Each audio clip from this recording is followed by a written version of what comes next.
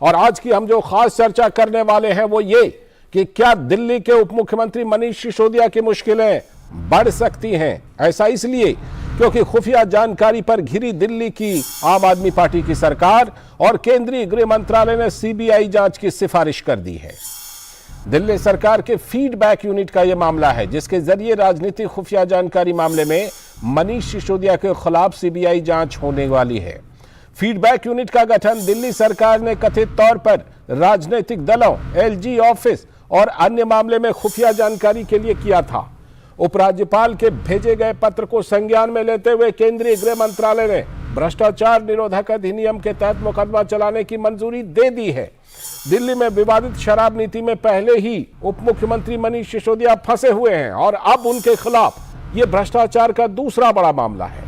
तो राजनेताओं के खिलाफ जासूसी में सिर्फ बीजेपी ही नहीं बल्कि आम आदमी पार्टी और अन्य दलों के नेताओं पर भी रखी जा रही थी नजर। इतना ही नहीं, इस विवादित फीडबैक यूनिट के लिए गठन के लिए एलजी से भी कोई अनुमति नहीं दी गई थी केजरीवाल सरकार के द्वारा। तो आरोप है कि विजिलेंस विभाग सिसोदिया के पास है, तो फिर फीडबैक यूनिट की जरूरत पड़ी ही क्यों और क्यों इसके लिए अलग से फंड का इंतजाम किया गया। सीबीआई ने 12 जनवरी 2023 को इस मामले में खुफिया विभाग को एक रिपोर्ट पेश की थी और एलजी से मामला दर्ज करने की मांग की थी। तो उपराज्यपाल विनय सक्सेना ने इसकी मंजूरी दे दी थी और अब इस मामले में केंद्रीय गृह मंत्रालय से भी सीबीआई को केस दर्ज करने और जांच करने की अनुमति मिल चुकी है। तो अब मनीष सिसोदिया की मुश्किलें बढ़ती हुई दिख रही हैं फीडबैक वाले मामले में। यानी कि जब सीबीआई जांच होगी तो बहुत कुछ सामने आ सकता है। और इस मामले पर दिल्ली बीजेपी के कार्यकारी अध्यक्ष वीरेंद्र सचदेवा का क्या कुछ कहना है, उनको पहले सुन लेते हैं। ये कोई साधारण करप्शन का मामला नहीं। दिल्ली देश की राजधानी है और आप राजधानी में बैठकर राजनीतिक दलों की जासूसी करवाएंगे,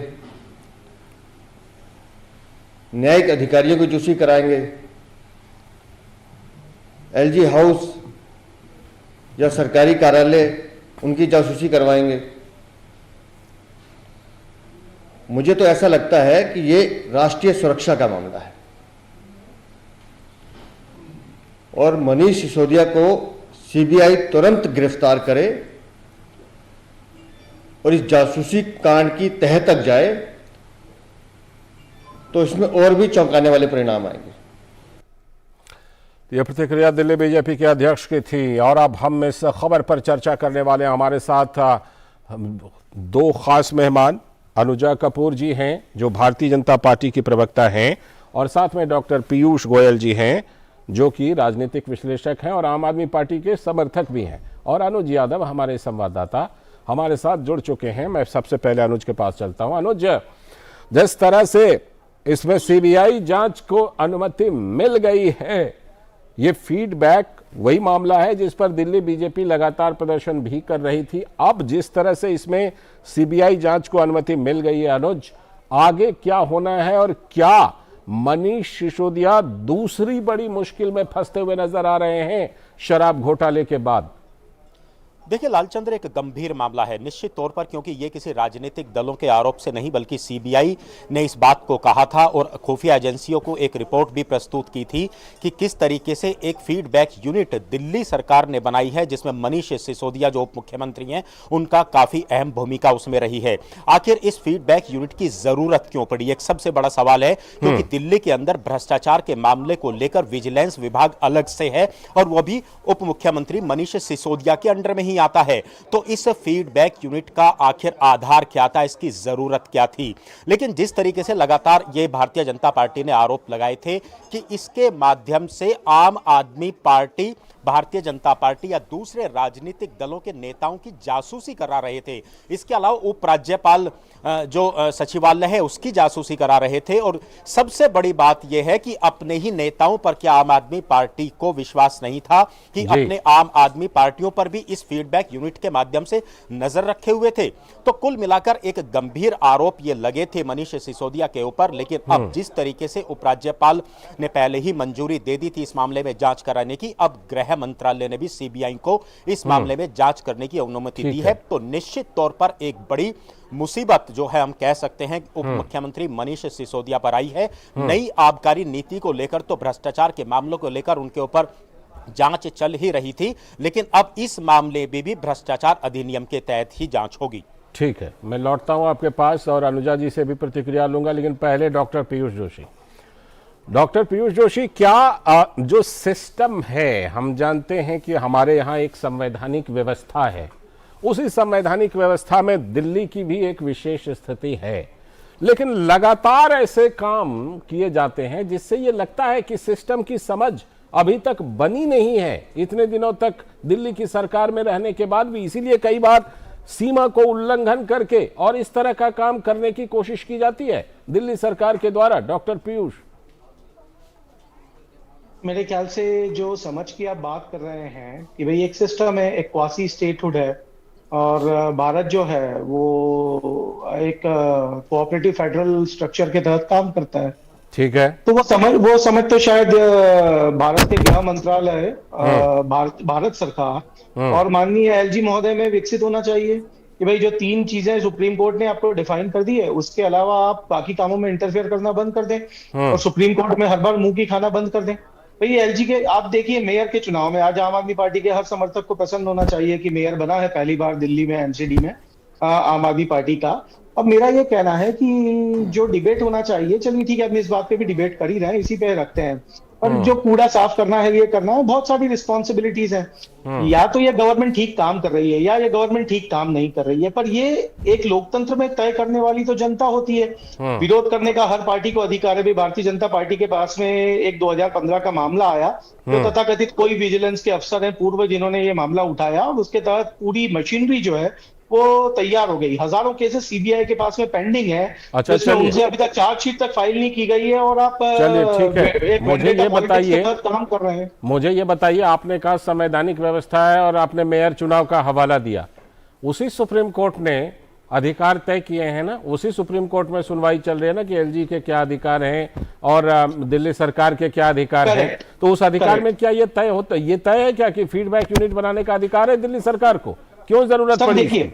देखिए बहुत सीधी सी बात है, ये मामला है 2015 का, ठीक है, और जो जीएनसीटीडी एक्ट है उसमें अमेंडमेंट किया गया 2021 के 2021 के अंदर, जिसको कि सुप्रीम कोर्ट में फिर से चैलेंज किया गया है, जिसमें कि अल्टीमेट अथॉरिटी केंद्र सरकार ने बैकडोर से जाके, क्योंकि चुनाव तो जीत नहीं पाते हो आप दिल्ली में। अरे भाई, आप सकारात्मक राजनीति करोगे तो चुनाव जीतोगे, आप लगातार नकारात्मक राजनीति करते हो तो चुनाव हारोगे। तो जब चुनाव हार रहे हो तो बैकडोर से कंट्रोल करना है आपको दिल्ली में, क्योंकि आप किसी और पॉलिटिकल पार्टी को आउटशाइन करते हुए खुद को तो देख नहीं सकते भारतीय जनता पार्टी वाले। फीडबैक यूनिट से किसको कंट्रोल करने की कोशिश हुई? अरे भाई साहब, मेरा यह कहना है there are to many SIP between the cup and the lip. अभी ये इतना लंबा किस्सा है, जब जांच होगी उसके बाद में पता पड़ेगा कि जांच करेगी काम करा उसने अपना। आपको जांच से कोई आपत्ति नहीं है, जांच के बाद जो होगा देखा। जांच से तो कभी किसी को कोई आपत्ति होती ही नहीं है, पर रिसोर्सेज को सही जगह यूज करे सरकार। इतने केसेस है, इतने अपराध बढ़ रहे हैं सब जगह, लौटता हूं, वो तो कंट्रोल हो नहीं पा रहा है। लौटता हूं पीयूष जी। अनुजा जी, उनका कहना है जांच से कोई प्रॉब्लम नहीं है, और दूसरी चीज ये कि जो ये मामला 2015 का है तो फिर इसको क्यों हवा दी जा रही है? ये उनका कहना है कि फीडबैक यूनिट का मामला तो पुराना है। मुझे लगता है पीयूष भाई को शायद यही नहीं पता है कि बात मुद्दे की हो ही कहाँ रही है। इन्हें समझ में नहीं आ रहा है, क्योंकि बड़ी देर से मैं सुन रही हूँ, उन्होंने मुद्दे पे बात नहीं करी, बार बार मेयर पर घूम जाते हैं, जैसे पहले की तरह स्कूलों में बात घुमाना, हेल्थ सर्विस पे घुमा देना, इधर घुमा देना। इस मुद्दे पे बात नहीं करी उन्होंने, उनको मुद्दा पता ही नहीं है। Actually he is not briefed. इन्हें ये पता नहीं है कि 1 करोड़ इन लोगों ने ऑलरेडी सीक्रेट सर्विस फंड के अंदर डाला था, और किसने डाला था? Headed by Manish Sisodia. जब आप ये बताइए, एफबीयू जो है उसने extra constitutional, extra judicial intelligence agency बनने की क्या जरूरत पड़ गई? जब आपके पास सीबीआई है और विजिलेंस एजेंसी है, आप उसके अंदर काम कर सकते हैं। आप तो कह रहे थे हम तो करप्शन फ्री हैं, तो जब करप्शन फ्री है तो आपको स्नूपिंग और ब्लैकमेलिंग करने की क्या जरूरत पड़ गई? जिस तरीके से हमारे प्रदेश के प्रेसिडेंट, उन्होंने कहा कि ये नेशनल सिक्योरिटी का केस है, मैं तो ये कहती हूँ साथ में एड ऑन में, ये तो देशद्रोही है। देशद्रोही है, अपने ही लोगों के अगेंस्ट इस तरीके के कांड कर रहे हैं कि जहां पर दुख होता है देखकर कि ये सीएम है दिल्ली के। क्या जिनके पास दिल्ली पुलिस नहीं थी तो इन्होंने पंजाब में स्टेट के अंदर अपना रचस्व दिखाने के लिए पंजाब की पुलिस को दिल्ली में लाकर बग्गा को अरेस्ट करवाने की कोशिश करी। सिर्फ बग्गा ही नहीं, देखिए कि किस तरीके से जी बहुत है। हम तो वही मैं कह रहा हूँ, सिर्फ इनकी अलका लांबा, कुमार विश्वास, बिल्कुल बिल्कुल इनको तो हम सिर्फ इनकी याददाश्त को, जिसको कहते हैं ना सुप्रीम कोर्ट में रिकॉल करने की कोशिश कर रहे हैं। इन्हें बड़े सेक्शन याद आ रहे हैं, तो जरा एक सेक्शन अपने आप में भी झांक के देखिए कि आपका सेक्शन कहाँ खड़ा होता है।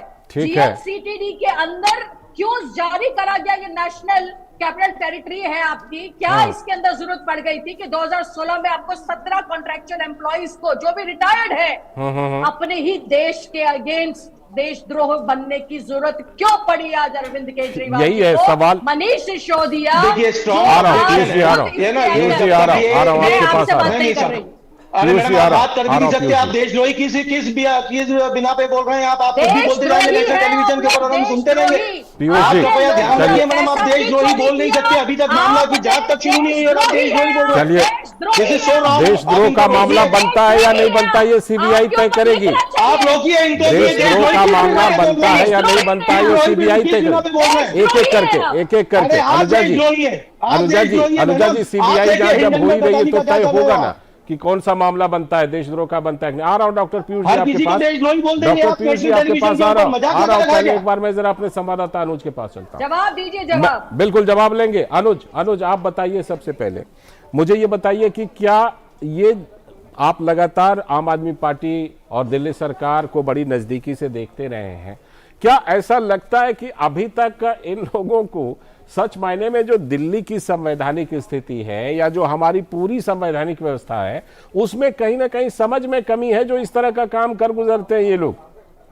देखिए, सबसे बड़ी तकरार जो रही है हमेशा उपराज्यपाल सचिवालय और दिल्ली सरकार के बीच में वो पावर्स को लेकर रही है, और हमने ये देखा है कि ये मामला अदालत तक भी पहुंचा है। लेकिन एक सबसे बड़ी जो संवैधानिक व्यवस्था दिल्ली के अंदर है, दिल्ली सरकार के अंदर है, अगर कोई भी बड़ा फैसला लिया जाता है, चाहे वो कैबिनेट के माध्यम से ही क्यों न लिया जाए, उसकी मंजूरी उपराज्यपाल सचिवालय से ली जाती है। लेकिन अभी तक की जो बात सामने आई है कि जब ये फीडबैक यूनिट को इसका गठन किया गया 2015 में, तो इसकी कोई जानकारी ना उपराज्यपाल सचिवालय को दी गई और ना मंजूरी ली गई। तो निश्चित तौर पर यह भी एक जांच का विषय है। जब जांच होगी तो दूध का दूध और पानी का पानी तो जरूर होगा। लेकिन हाँ, यह बात आज जरूर उठ रही है, यह सवाल जरूर उठता है कि अलग से एक ऐसी एजेंसी की जरूरत क्यों पड़ी, जबकि दिल्ली सरकार के पास अपना सतर्कता विभाग है भ्रष्टाचार के मामले को देखने के लिए। ठीक है, दो सवाल उठ रहे हैं पीयूष जी, बढ़िया से जवाब दीजिएगा।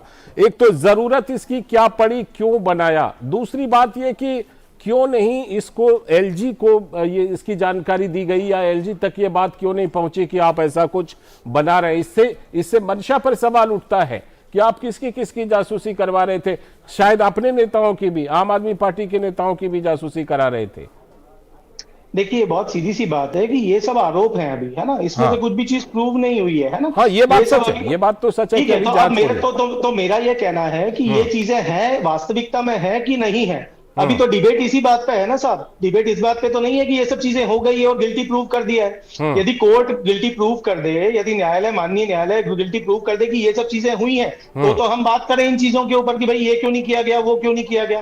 जब सीधी सी बात ये है, मेरा सिर्फ एक ही चीज है, और जो मैं बीच में नाराज भी हूँ, इसीलिए ऑब्जेक्शन मैंने लिया बीच में। मैं नॉर्मली इस तरीके से कभी बीच में इंटरफेयर नहीं करता हूँ, पर ये तरीका गलत है भाई कि भाई जो भी व्यक्ति आपका विरोधी दल है, क्योंकि आप उससे चुनाव में नहीं जीत पा रहे हो, क्योंकि आप उसको उसके काम में नहीं हरा पा रहे हो, इसलिए आप हर किसी को देशद्रोही बना दीजिए। अरे भाई साहब, अभी तो जिस बात शुरू हुई है कि ये कुछ ऐसा अलेजेडली हुआ है, हुआ कि नहीं हुआ, क्या हुआ, क्या ये सत्य है कि झूठ है, क्योंकि हम देख चुके हैं सीबीआई और ईडी किस तरीके से अभी एक्शन ले रहा है। एक जो क्लियर कट मामला है अडानी हिंडनबर्ग का, जिसके अंदर अभी ये क्लियर कट बात हुई कि ऑफशोर कंपनीज में पैसा भेजा गया, उसके ऊपर प्रथम दृष्टया केस बनता है, उसके ऊपर ईडी चुप है, उसके ऊपर वित्त मंत्री चुप है, बैंक ऑफ बड़ौदा के सीईओ जो स्टेटमेंट दे देते हैं उसके ऊपर कोई कार्रवाई हो रही है। विषय पर रहिए। तो मेरा यही कहना है, आज के मुद्दे पर रहिए, कि भाई जांच कर लीजिए, आज के मुद्दे पर रहिए, आज के मुद्दे पर सबसे बड़ी सारी जांच कर लीजिए। मैं आ रहा हूँ अनुजा जी आपके पास आ रहा हूँ, जांच कर अनुजा जी लीजिए, आपके पास जितनी आ रहा हूँ, जांच पहले करना- पीयूष जी को सुन लेते हैं। जितनी जांच करना है सब कर अनुजा लीजिए जी मैडम, आपके कुछ पास आ नहीं रहा। मिलना। एक बहुत अच्छी हमारी पुराणिक कहावत है, पुराणिक श्लोक है, सत्यमेव जयते। तो चिंता नहीं करिए आप, जो सत्य अरे, है ना उसकी आप ठीक जीत होना है, ही चलिए होना है। ठीक है, अब अनुजा जी से जवाब लेता हूँ। आप किसी को अनुजा जी, बोल दीजिए, किसी को कोई अनुजा जी, क्रिएट करने की इतना कोशिश पीयूष जी, अब अनुजा जी से जवाब लेता हूँ। डरे हुए हैं मेरे अनुजा जी आपकी आप ये जनता पार्टी बताइए, मुंह की खाओगे। अनुजा जी इतने पीयूष जी डरे का हुए कहना है, हैं। अनुजा जी पीयूष जी का कहना है कि जांच से उनको कोई दिक्कत नहीं है, लेकिन अरे- अभी जब जांच सीबीआई जांच हो रही है तो अभी आप मनीष सिसोदिया की गिरफ्तारी की मांग क्यों कर रही हैं अनुजा जी अभी से? अरे कमाल कर रहे हैं आप, ये तो आ गए यहाँ पे, इनकी इनकी इनकी सबकी हवाइयां उड़ी हुई है, घबराए हुए हैं, ये तो मीटिंग में ही नहीं जा रहे। जी ये मीटिंग बताइए में कि नहीं जा आप रहे ये लोग आप तो। अभी से गिरफ्तारी की मांग क्यों कर रही हैं? ये तो कह रहे हैं मुझे डर लग रहा है, मैं नहीं जाऊंगा, मुझे पकड़ लेंगे। हाँ। अरे मुझे बजट बनाना है, वो बजट जो मैंने अंटी करना है, इधर डालना है, उधर डालना है। हाँ। जा कर रहे हैं ये ना, हाँ। 26 को गए, अभी फिर बुला रहे हैं। अरे इनको समझ में आने की जरूरत है कि भाई ये कर क्या रहे हैं, इनका इनका इनका स्कोप क्या है। अरे आप लोग तो एंटी करप्शन से उठ के आ रहे थे ना, आपने लोकायुक्त का गठन कर पाए, सारे वक्त आपको रोना आता है, आप सारे वक्त विक्टिम प्ले कार्ड करते हैं। एलजी हमारा ये नहीं करता, एलजी हमारा ये नहीं करता, मैं एलजी भी बन जाऊं, मैं प्राइम मिनिस्टर भी बन जाऊं, मैं सीएम भी बन जाऊं, मुझे स्टेट भी मिल जाए। अब दिल्ली क्वाजा स्टेट है, अब ये नई चीजें आती है भैया, वैसे क्वाजा स्टेट है वैसे इन्हें सीबीआई भी चाहिए, ईडी भी। अरे सीबीआई ईडी कॉन्स्टिट्यूशनल पोस्ट है, उसका मजाक उड़ाते हैं। अरे ये उसकी स्नूपिंग करवाते हैं, अरे ये जजों की स्नूपिंग करवा रहे हैं, जज की, आप एलजी साहब की, अपने खुद के लोगों की। अरे कहां पर, कहीं तो कोई तो इंसानियत छोड़ दीजिए आपने। ठीक है, पेंडेमिक अच्छा चलिए इतनी बात तो साफ है आपने- अनुजा जी, इतनी बात साफ है कि पेगासस पे भी पीयूष जवाब जोशी दे दो जी को मैडम भी थोड़ा जांच सा। से कोई आपत्ति नहीं है और अब जांच में देखा जाएगा कि क्या सामने आता है। लेकिन बहरहाल इतनी बात तो जरूर है कि मनीष सिसोदिया शराब नीति घोटाले के बाद इस दूसरे बड़े मामले में मुश्किल में फंसते हुए नजर आ रहे हैं। बहुत बहुत शुक्रिया अनुजा जी जुड़ने के लिए, डॉक्टर पीयूष जी और साथ में अनुज आपका भी जुड़ने के लिए और जानकारी देने के लिए।